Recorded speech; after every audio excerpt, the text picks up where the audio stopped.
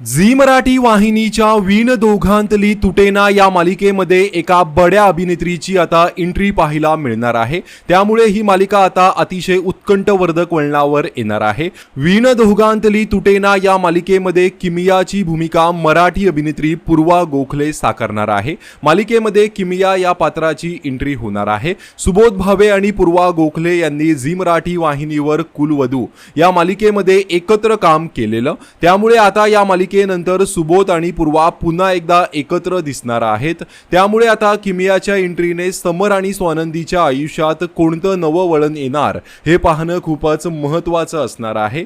त्याचबरोबर पूर्वा गोखलेला किमियाच्या भूमिकेत पाहण्यासाठी प्रेक्षकांनी देखील प्रचंड उत्सुकता दर्शवली आहे।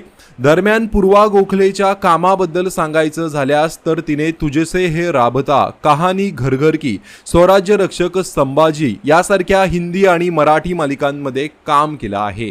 तर वीण दोघांतली तुटेना ही मालिका तुम्ही पाहता का? कमेंट करून नक्कीच सांगा। धन्यवाद।